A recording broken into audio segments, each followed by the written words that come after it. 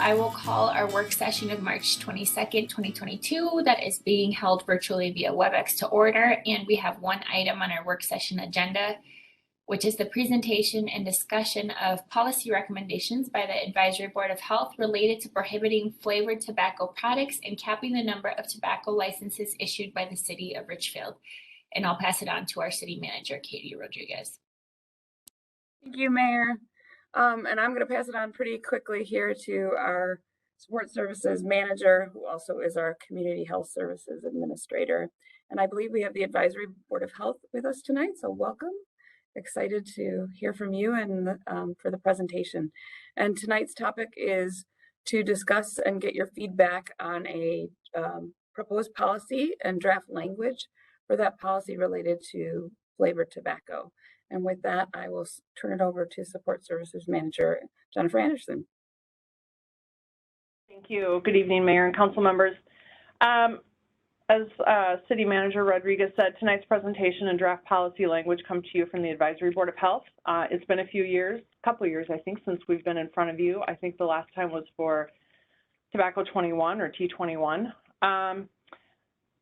The Advisory Board has worked closely with the Association for Non-Smokers Minnesota, the Public Health Law Center, and Bloomington Public Health on these two issues. Tonight's presentation, the PowerPoint, will be presented by Molly Schmidtke, who is the Community Outreach Coordinator at Answer.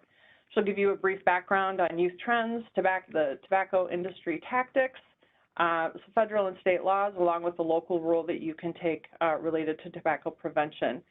And while I have this, I just want to send a thank you out to Molly, to Rachel Callanan, who's also online. She's a lead senior attorney with the Public Health Law Center. Kara Scahn, who is a program director for Live Smoke Free with Answer. She just left our Advisory Board of Health last month. She moved out of Richfield, but she does tobacco prevention work. And then Jackie Seward, who's the Assistant Director for Live Smoke Free with the Association of Non-Smokers. They have all spent a substantial amount of time with the ABH offering technical assistance, answering questions, guiding the group on policy language, which has brought us in front of you tonight. So in the interest of time, I'm just going to pass it on to Molly, and she'll cover the PowerPoint, and then we can go from there as to how you want to look at the policy language. So go ahead, Molly. Perfect. Thank you for the introduction. Again, I'm Molly Schmidtke. I'm with the Association for Non-Smokers Minnesota. Just briefly, who we are. So Answer is a nonprofit organization located in St. Paul, and we were founded in 1973. So we're a state and national leader in tobacco control policy advocacy and have pioneered cutting-edge approaches for point-of-sale, clean air, smoke-free housing, and tobacco pricing. We're dedicated to reducing the human and economic costs of tobacco use in Minnesota, and our core commitments are to reduce the number of young smokers and to continuously advocate for the rights and health of non-smokers. Next slide, please. Oh, sorry, I kind of went through that one already. Next slide. Perfect. So just a quick agenda here. I know you all have received this PowerPoint and have possibly had a chance to look through it, so I'll kind of try to go through these slides quickly. So we'll just talk briefly about youth use trends, targeting of the industry, federal law, state law, and then the local municipality role. Perfect. So I just wanted to start off with talking about how racism is layered onto this work every day. And that in 2020, the House Select Committee on Racial Justice reported to the legislature on ways to improve racial equity and justice. And one of those recommendations that came out of the report was ending the sale of all menthol as a way to address racial justice in the state of Minnesota. Next slide. So the tobacco industry uses predatory and relentless tactics to attract new customers and keep them addicted. Big Tobacco continues to use powerful marketing tactics to segment people based on their race, gender, and sexual orientation. In particular, the tobacco industry has used menthol flavors in marketing to racially segment and target certain customers, especially Black Americans, LGBTQ community members, youth, Indigenous individuals, and others listed here. Each year in Minnesota, the tobacco industry spends over $100 million in advertising to addict new users and continue that addiction for Minnesotans who currently use. And so the cost of tobacco. So we do recognize the impacts on retailers and the costs to smokers, but we ask that you always weigh the potential for saved costs and lives. So annually, smoking costs Minnesota over $3 billion in healthcare costs and $4 billion in lost worker productivity. And in Hennepin County alone, the annual excess healthcare costs related to tobacco use is about $585.5 million. So that equates to about $753 annual tax burden per household in Hennepin County. So impact of nicotine on the brain. So there's no amount of nicotine that is safe for a young person. The brain is not developed until you are 25. So using nicotine before fully developed prefrontal cortex has a significant role to play. It really messes with your decision-making center, and it shows. There have been studies that individuals who start using tobacco products before that age are more likely to switch to another kind of product. Specifically with e-cigarettes, they're more likely to become a combustible tobacco smoker later in life. And then COVID and commercial tobacco use. Because we know COVID is a deadly respiratory disease, it makes it even more urgent for Minnesota to take additional steps to prevent commercial tobacco use and help smokers quit. We know communities that have been hit hardest by COVID-19 are also some of the same communities that are heavily targeted by the tobacco industry. And we need to kind of do more to protect those communities. So flavored tobacco also continues to drive youth use. So these products come in a wide range of kid-friendly flavors, from grape and cotton candy to Skittles and Sour Patch Kids. The tobacco industry knows that most youth who use tobacco are using flavored products, and that's because sweet flavors mask the harshness of tobacco. So in Minnesota, 78% of Minnesota students who first used tobacco used a flavored product. And this came from the Minnesota Youth Tobacco Survey, which came out in 2020. And then from that same survey, 82% of students who are currently using use a flavored product. So again, really high. And then even more startling, I would say 70% of Minnesota students are showing signs of addiction and dependence to nicotine. That's a large number of students, or a large percentage of students who use, who are feeling or showing signs of addiction. And we really, we need to work to minimize that. And then Richfield specifically. So some local data, Richfield School District is looking very similar to state numbers and how it's kind of continued to rise, specifically between 2016 and 2019 from the Minnesota Student Survey data. We should have new data coming out this year. So it'll be very interesting to kind of see how that next set kind of matches up with what we have so far. But what we do know is that 8th graders, where 1.7% had tried a product or used an e-cigarette in the last 30 days, that was 9.3% in 2019.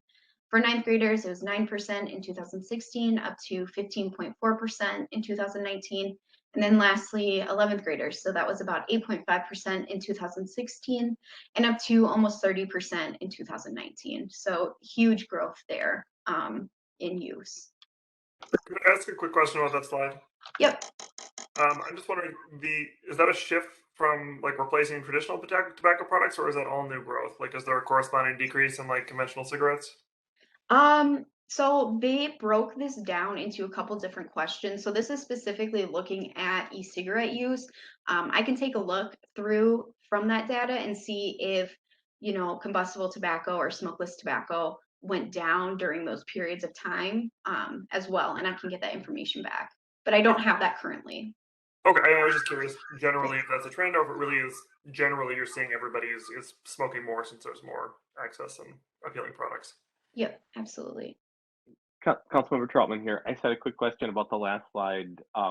that 70% are showing signs of addiction, is that 70% of students in total, or is that 70% of students who use tobacco products are showing signs of addiction? Yep, so that's 70% of students who are using tobacco products, which in the slide before that, here we go, 78%. So 70% of that 78% are showing signs of addiction. So wait, I'm sorry, 70 of the 78%, so 78% of the students are using Yes, so tobacco? 78% of Minnesota students I'm getting mixed up here. Me too. Thanks. Yes, no, sorry, I'm going through a couple of these slides and I was going quickly. So it's 70% of individuals who reported use is what that percentage is. I don't have that number, Got it. but I can get that over to you as well. No, no, thanks. It just kind of helps me put it in my mind. It's all not good. I'm not, but I just Oh, wanted to. I yes. wasn't sure if it's like, was it 70% of our students are using tobacco, or of the students that use tobacco, most of them are showing signs of addiction. Yes. 70%. So thank you for clarifying. Sorry to derail us here a little bit. Oh, no worries. Thank you for the question. Okay, so just quickly here, going through menthol. So menthol is an additive in many commercial tobacco products. It's easier to start and harder to quit. Here are a couple products quickly. You've probably seen some menthol cigarettes before, some menthol e-cigarettes, shisha, and then smokeless tobacco and snus. So like I said, it's a chemical compound extracted from peppermint or cornment plants or created synthetically. It has an anesthetic or numbing quality, and it's used to relieve throat irritation and produces a cool feeling. So we have menthol in a lot of different products, right? We have it in throat lozenges and things like that. But when added to tobacco, menthol makes it much more addictive because it makes the cigarettes a little bit more palatable than what a kind of tobacco flavored cigarette would be. Like I said, menthol is harder to quit. So menthol increases nicotine absorption and leads to greater dependence. From an older study, back in 2007, they found that among high school smokers, those who smoked menthol cigarettes were more likely to smoke within 1 hour of waking and more likely to report cravings compared to high school smokers who did not use menthol cigarettes. And menthol tobacco industry targeting. There's sufficient research to confirm that the tobacco companies have targeted youth, women, LGBTQ, and African Americans with menthol marketing. And there's also research to suggest that tobacco companies targeted Latinx, Asian, and Hawaiian Pacific Islander communities as well. So this is just a quote, you all can read it.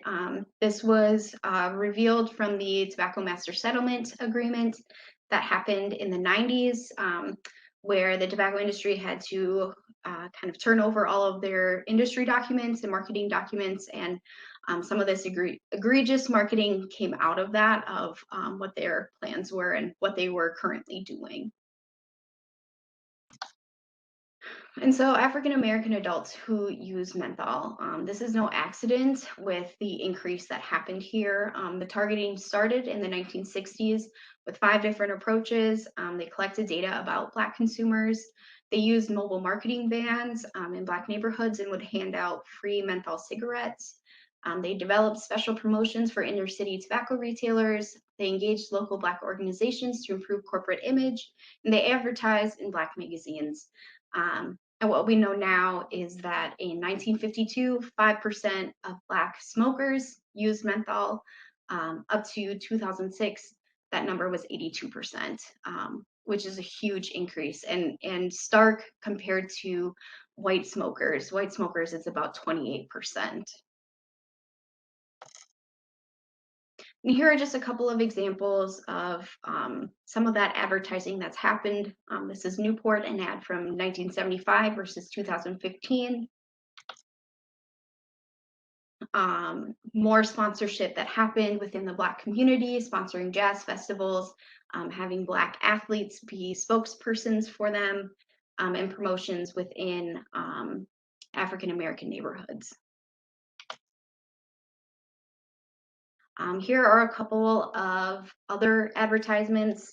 So LGBTQ, women, and the Latinx community. And then lastly here, a Twin Cities African American Community Survey that was done in 2015. So of the individuals surveyed, 86% supported more laws to reduce the harms of smoking, and 88% believe tobacco use is a significant health issue within the African American community. So everyone really has a role to play. There's federal, state, and local levels that can be done here. So I'm just going to touch briefly on federal and state, and then we can kind of go into the local piece. So in 2019, the FDA increased the purchase age of tobacco to 21 years old, and it created a temporary ban on some e-cigarette flavors, but it left thousands of flavored e-cigs on the market and e-juices on the market. And then in 2021, the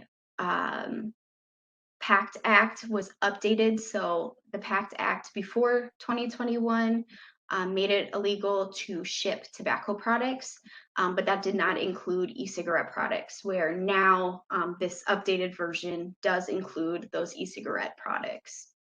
And then on April 29th, the FDA started a review process from the menthol ban petition that was submitted by a bunch of different national leaders in this work. So the African American Tobacco Control Leadership, Action Against Smoking and Health, and I believe Public Health Law Center were a part of that as well. So just going quickly into that federal flavor restriction, they did not include a lot in that temporary ban, and these are all really necessary things. So disposable flavored e-cigarettes, which now are considered the most popular product among youth, over 15,000 different flavored e-liquids, and then popular open systems, including refillable Juul compatible pods, so reusable in that sense, and then Juul and other menthol flavored pods were exempt from this temporary restriction. So state tobacco prevention policies. Just quickly here, as we know, in 2020, Minnesota state had passed a tobacco 21. That was done after Richfield did it, so good job, you guys, for doing that first. That's a great way to be a leader. So regarding flavors here, there's a proposed bill currently in the House and Senate to end the sale of menthol in all flavored tobacco products. These are our chief authors on this, and they're doing some great work engaging there. And then just looking at what other cities have done. So Minnesota, there's momentum at the local level, and that builds momentum for the state to act. So many places, Shoreview, Falcon Heights, Lauderdale, Arden Hills, many more, they all have some kind of flavor restriction or complete ban in place. Your neighbor Bloomington has a full prohibition, which they were a big leader in that, and we'd love to see Richfield kind of follow in those footsteps. So what can local communities do? So ending the sale of all flavored tobacco products, so that would include e-cigarettes, vapes, e-liquids, chew, shisha, cigars, and menthol cigarettes. And then the other thing too is limit the number of tobacco retailers in a community, so that license capping piece. So what have other cities done? This is a relatively new model that cities have been exploring, which is really exciting. So in Bloomington, they capped their licenses at 0.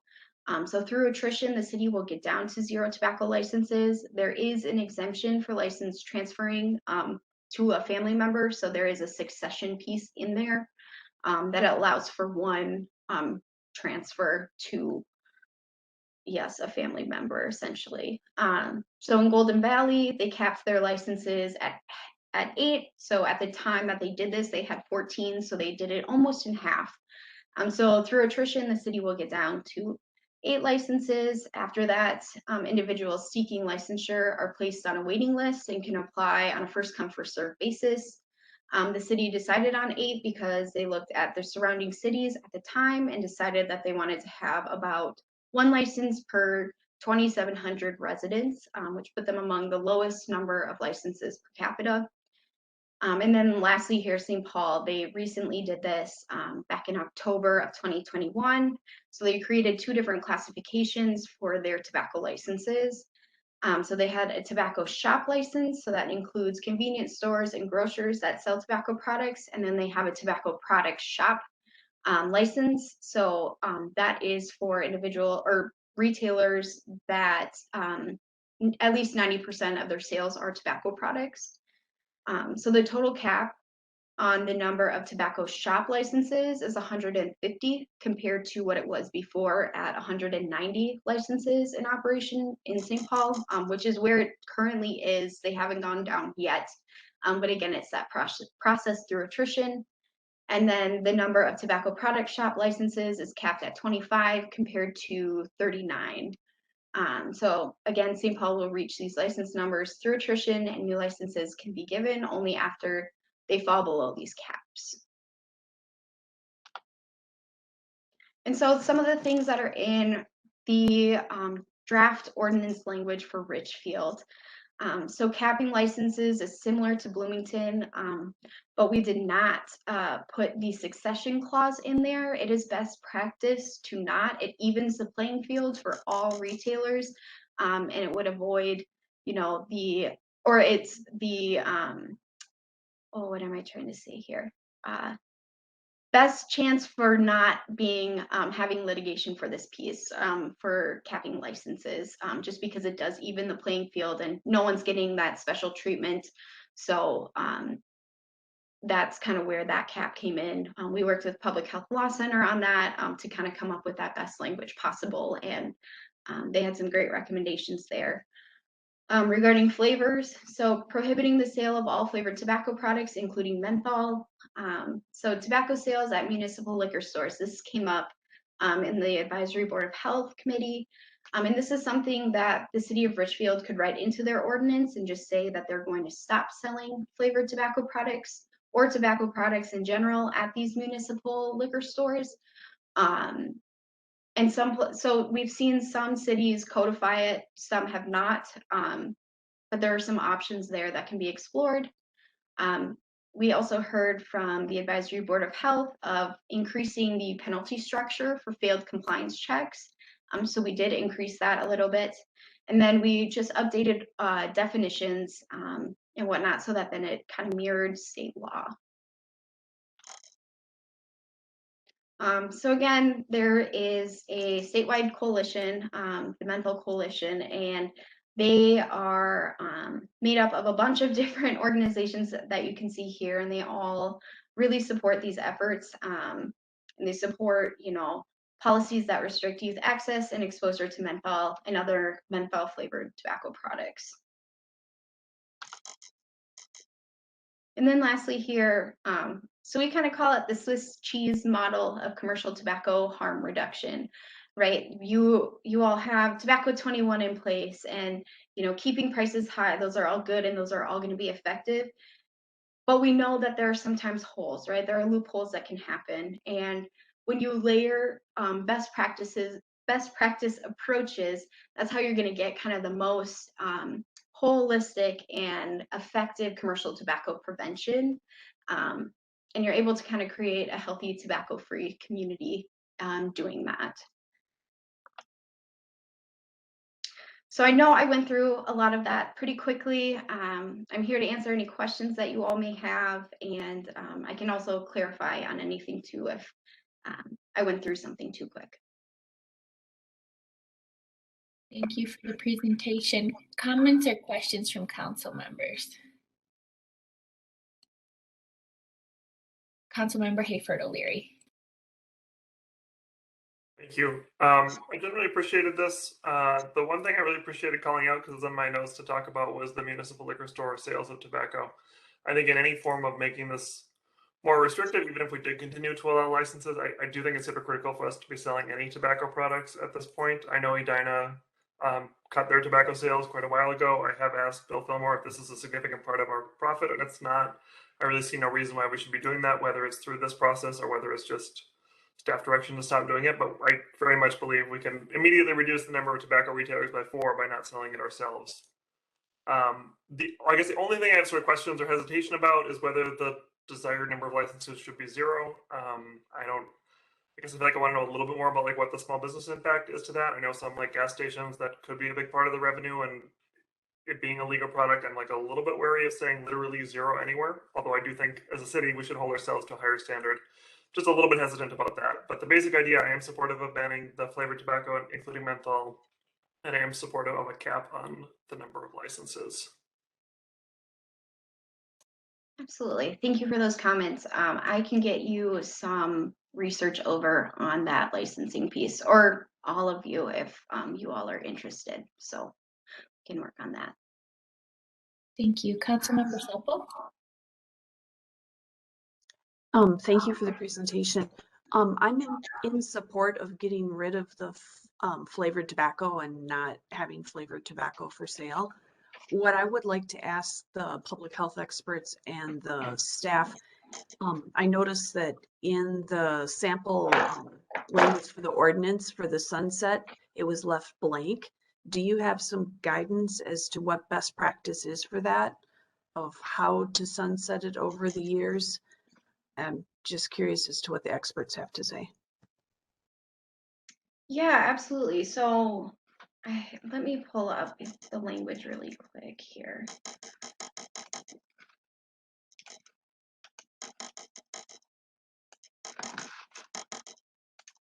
So it's really like, again, through that attrition piece, so you'd no longer be giving out new licenses. Individuals who have them can renew, and then when they choose to no longer have that license just goes away. So another person can't hold on to that. If that makes sense, or further clarification too. So in the packet, from what I could see, they left it blank so we could discuss when it should be sunset. Oh, And so I was just wondering are you saying sunset it through attrition and eventually get rid of it in 20 years? Or what are you saying? Because right now it is a legal product, but I didn't know what you were suggesting. Yep. So I saw Rachel Callanan just threw in the chat. So sooner implementation, the better. So essentially, it could be through attrition, or you could pick a certain date. So say in 10 years or 5 years or whatever that may be, and say by this date, we will no longer issue or issue any of that. So there's it's left open because there's kind of a few different options available there. And I would say, Rachel, feel free to come off mute if I'm not doing the best job explaining this. I know this is your language, and yeah.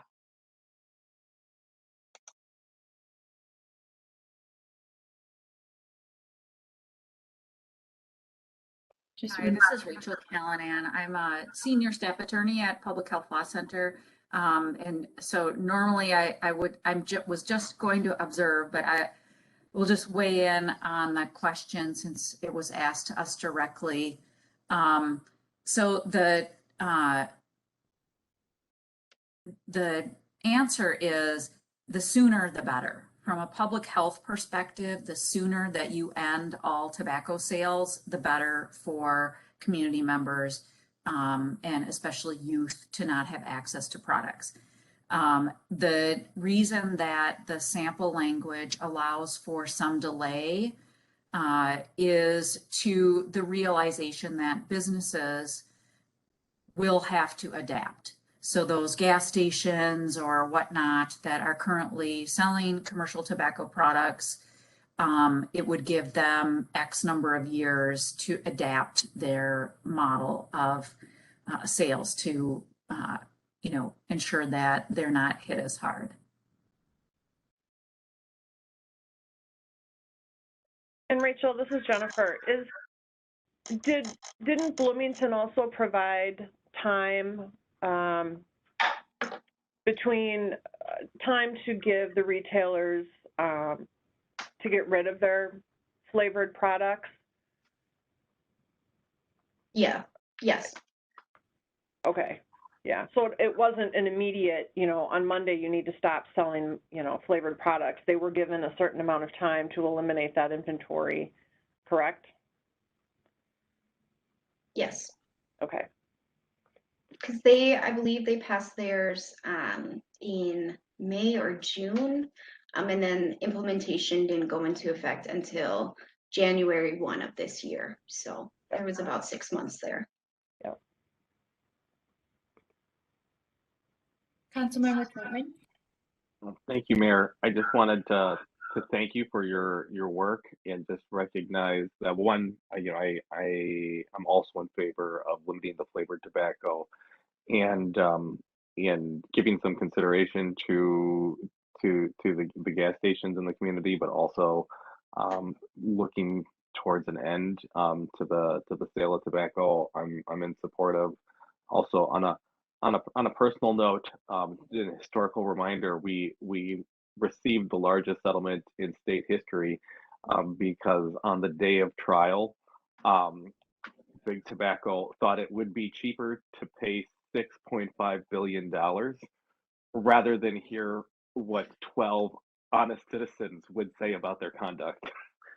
And so when we look at that industry, I think it's helpful to remember that. And full disclosure, one of the lead litigators won and created a number of scholarships in his name, Mike Cerisi, and he paid for my legal education. So I'm very grateful for that settlement on a personal note.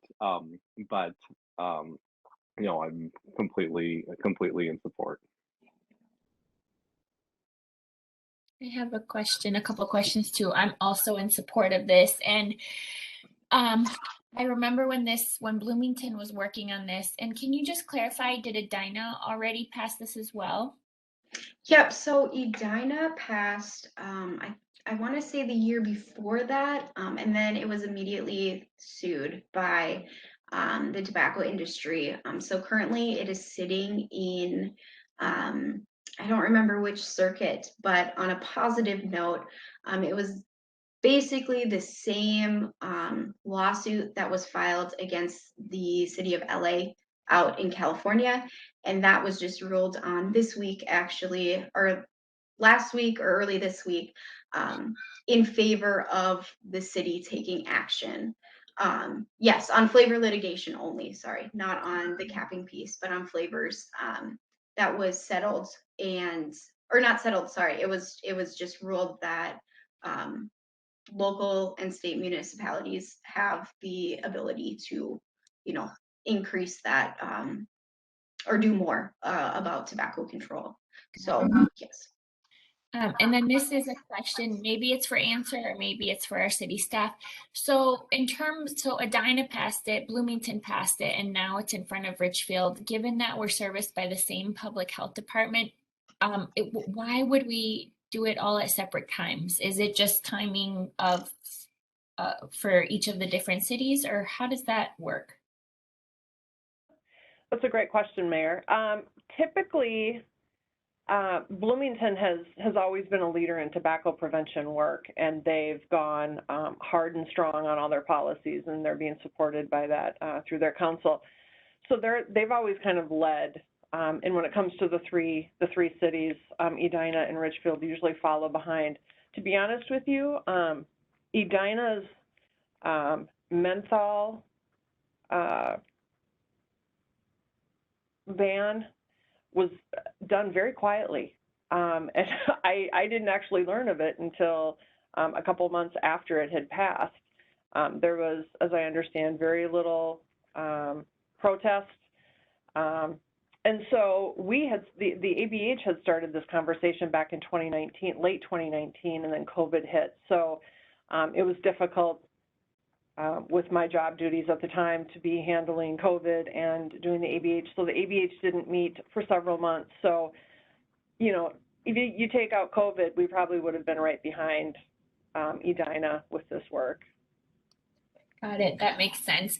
This is maybe like a broader comment, not related so much on an example, but as much as possible, I would love to see Bloomington, Edina, and Richfield working together with their public health initiatives. We're so unique in the fact that we are municipally based public health services serviced by one department, and I've just seen a lot of variation into whether it's the quality, the depth, or the breadth of the public health work. And honestly, I actually think Richfield gets the short end of the stick quite a bit. And given that we're the community out of those three communities that has the largest number of, whether it's, well, and I don't know if it's largest compared to the cities, but a higher percentage of community members of color. And we also know that we have some of the worst racial inequities in the state. And so I feel like this Richfield is disproportionately impacted by public health issues. And I also feel like out of the three communities that Bloomington Public Health is serving, Richfield doesn't get the attention that it needs and pays for and deserves. And I want to make sure that they are really meeting the public health needs of our residents and investing in Richfield leading in public health. So just, you know, I don't want us to be the third one in the group always doing things, and that was helpful context. It's more of a broader statement of making sure that the public health department is servicing us appropriately and given the needs of our community. I want to have strong public health. It's an asset that we have available to us, and I want to make sure we're using it. So, thank you. I can assure you there are some exciting public health initiatives coming up. Bloomington's getting back to being fully staffed. There's a lot of money that's come into public health. They are employing community health workers. So I am very excited about what's to come, and I can share more of that kind of offline at some point. Excellent. Thank you. Councilmember Whalen, I saw your hand up. Yeah, thank you, Mayor. I was just going to add in, agree with everyone that this is worth doing. I don't have a strong opinion on how aggressively we work toward the capping licenses, but just I think if we cap it at 0 but allow them to be renewed indefinitely, I have to imagine that would last for quite a while.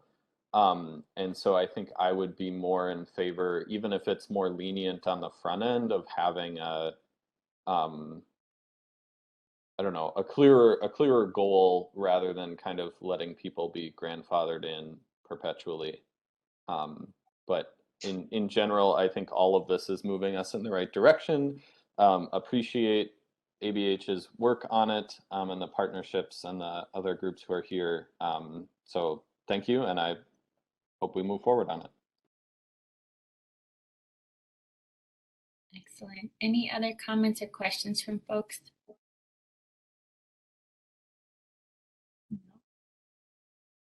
Great. Looks like we have no additional comments or questions from council. Does staff feel like you have the direction you need from us, from the council, or is there anything else you want to discuss or get before we leave, given that we do have a little time? What I'm hearing is, you know, you're all very supportive of eliminating flavored products, and that includes also within our 4 liquor stores. Okay. Because we do license, business licensing does license them. So, and then in terms of capping, I received some information this morning after the ABH meeting last night. Some of our commissioners had some questions about capping too, kind of like, what are all the options? And all of the options aren't in the ordinance draft that you have tonight. So I'm sensing that you might want to explore, kind of maybe look at all the options listed out and what might work best for the city, and that we could present you with those options and then rework the draft language, that section of the draft language for a solid approval by the commission. Councilmember Whalen.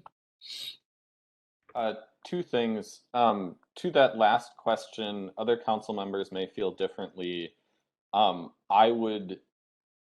know at times our work session schedule can be quite full, and waiting for a work session can delay things. I would trust ABH's guidance on the many variations within our options on capping, if especially if this is something that would come back to a first and second reading. I'd be comfortable going straight to that rather than another work session. But the other piece, just wanted to lift up, Councilmember Hayford O'Leary had said, and I agree, that if we're making any move towards caps, I think the municipal liquor stores should just not sell any more tobacco, going beyond just not selling the flavored or menthol.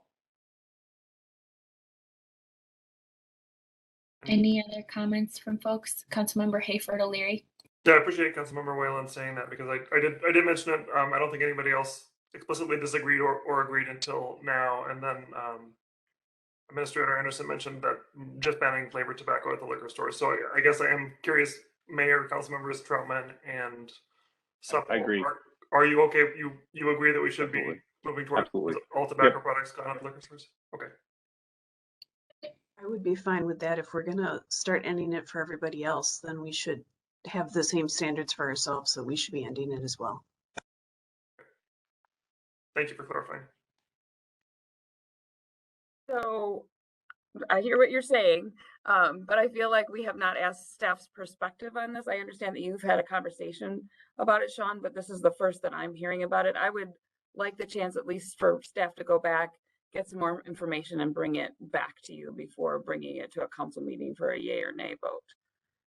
Sure. And I don't even know that this necessarily has to be addressed in a ordinance language, right? Because you could simply make a purchasing decision on a staff level. So I wasn't intending to bombard you with this, but there's never been a better opportunity than right now to mention this. So that's fine with me. Councilmember Whalen. I would echo that I'm okay if that decision is made without me, and it is just staff decide to stop doing it, and similar to how they decide to sell or not sell other products. I think if staff feels strongly that we should continue selling it and hold on to our license as long as we can be grandfathered in, then that would maybe need to be another discussion. But if it's simply a matter of like, what does the timeline look for phasing it out, and that's not 10 plus years, I'm comfortable with staff taking direction on that. Agreed. And then I just wanted to follow up with your comment, Councilmember Whalen, about not having to come back to a work session to end having the first and second reading being sufficient for the next review as well. Other comments or questions from council? Councilmember Supple. So just to clarify, we're saying that we would say phase it out so that retailers get rid of their inventory of flavored tobacco, just like Bloomington did. Is that what you're talking about here?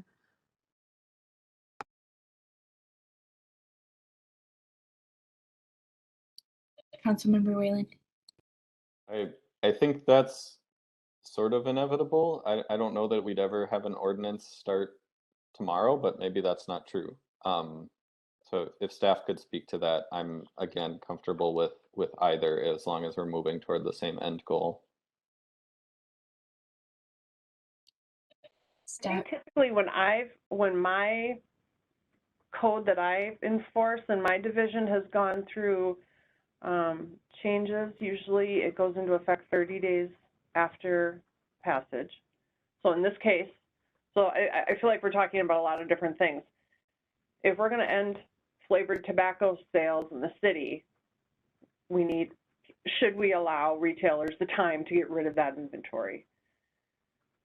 And then you're talking about liquor stores, and that if if we're going to ask all the speedways and the mom and pops to not sell flavored, then we shouldn't have the tobaccos or the liquor stores selling tobacco flavored either. But then I thought I heard you don't want tobacco in any liquor stores, period, correct? And that's a whole different ordinance. There was a city in California that did that. So kind of like back when Richfield was dry, Richfield would be tobacco free completely. So I feel like that's I think that's a whole separate meeting. And then, yeah, maybe that was it. Okay, 1 second. I just saw Councilmember Troutman first, and then Councilmember Whalen, and then Councilmember Hayford O'Leary, and then Councilmember Seppel. And just a quick clarification with regards to giving businesses the opportunity to sell their stock. As important as it is, I think we're making the macro right decision. But I would be concerned, and I'd want to give the amount of time. I don't want to punish small businesses because they bought something they thought was legal, and then it wasn't legal. So I'm okay giving them, if we're talking about days and weeks, making sure there's not a undue penalty for the small businesses. That's something that whatever that number is, I'm not familiar with the purchasing patterns, but I would appreciate it if staff had the capacity to be mindful of that. Great. It sounds like they are. Councilmember Whalen? I was confused by, I guess I thought if we are discussing the potential of capping tobacco licenses at 0, that is effectively making Richfield a dry city, for lack of a better word. I guess I'm, other than timeline, I'm a little confused by staff's understanding that this feels like a different conversation. This feels like the same conversation of like, how quickly do we make tobacco not available to be sold in Richfield? So one, capping licenses, it could take quite some time to get to 0 licenses. You know, you've got speedways and BPs in town that will probably, you know, they don't go away anytime soon, unless I'm misunderstanding your question. And, you know, Rachel, are you still there?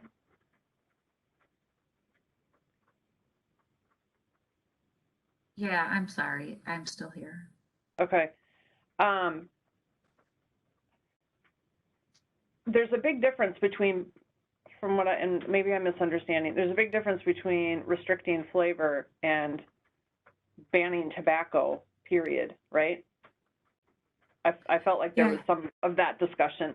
The language in front of you tonight speaks to banning flavors and capping licenses. If there is an appetite for banning tobacco in the city, then I think that's a whole other plan of action that would need to take place. So I just want to make sure I'm hearing clearly from you.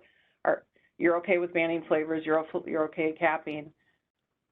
You also want us to work on, you know, kind of revising this and just banning tobacco, period? And I think Councilmember Hayford O'Leary might have a follow-up to that. If it is, go ahead. If not, if you could wait. Yeah, the follow-up was just, I thought what we were saying, the additional question, again, pending input from staff who are directly affected by this, is yes, ban flavored, yes, cap the licenses at some level, and yes, immediately, pending feedback of staff, reduce the current number of licensees by 4 by no longer selling it in our liquor stores that we own. I don't think we're saying like tobacco couldn't be smoked in Richfield or that we would like pull licenses from other retailers. I'm saying we voluntarily, in my opinion, should go above and beyond and immediately stop selling to ourselves. Not that we're looking at creating another or more expansive law. Okay. Gotcha. Councilmember Seppel?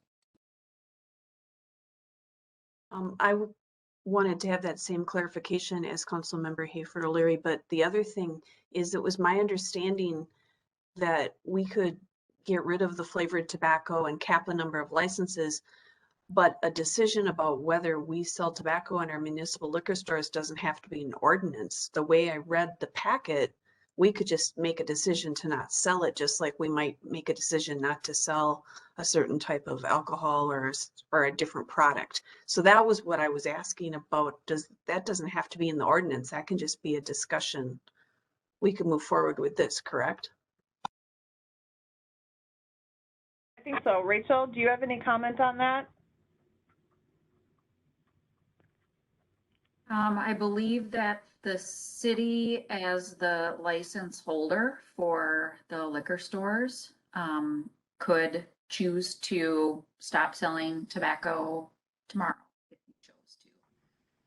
Unless you have some contractual obligation to vendors or whatever that, your attorney would need to look at that. So I would recommend having the city attorney look at what are the obligations there that the city has ongoing. But the city certainly, at a minimum, the city could say we are not going to renew any of those licenses when Right. the renewal time accrues. Okay. City Manager Rodriguez. Yes, thank you, Mayor. And at the risk of repeating what everyone's saying, but I feel like we have had another idea that popped up, and I just want to make sure we're capturing it all so staff can follow up. So with the flavored tobacco, there is consensus. Yes, you want to move towards banning flavored tobacco. There also sounds like there is consensus to delegate to staff to come up with a way to do that gives the businesses time to adjust to it, lots of notice, etc. Okay, sounds like there is consensus to cap the number of licenses over time and some delegation to staff to come up with a way to do that and what that capping will look like. Also, a new proposal to consider having Richfield liquor stores get rid of or will stop selling tobacco products completely. And I have asked for some time to research that, get some more information, and possibly just implement it or possibly come back to council with some more information, because I want you to be able to make a fully formed decision on that. I don't feel like I fully understand the ramifications of that. So is that a fair recap? Councilmember Whalen. Thank you, Mary. Yes, and I to come back to the draft language. I mean, especially the portion that Councilmember Hayford O'Leary had copied into the chat from Subdivision 10. One of the options we were given was insert specific date for end of all tobacco sales in the jurisdiction, after which no licenses will be renewed. And so I hear and don't disagree with the need to like more fully understand what that would look like, but that is one of the proposals we were given. So I guess my point is just to say this is not, I don't see this as such a high priority that like staff need to drop everything else they're doing. But if this is like already in the works, it's been a project of ABH for a while, that the research is being done. My point was simply, and I don't know if this is exactly what other council members were thinking, but if we're already going down this path, we might as well make the whole path, even if that is for 5 years from now, 10 years from now, more, I don't know. But I would rather set that date than just have a ban on new sales and have renewals go on forever.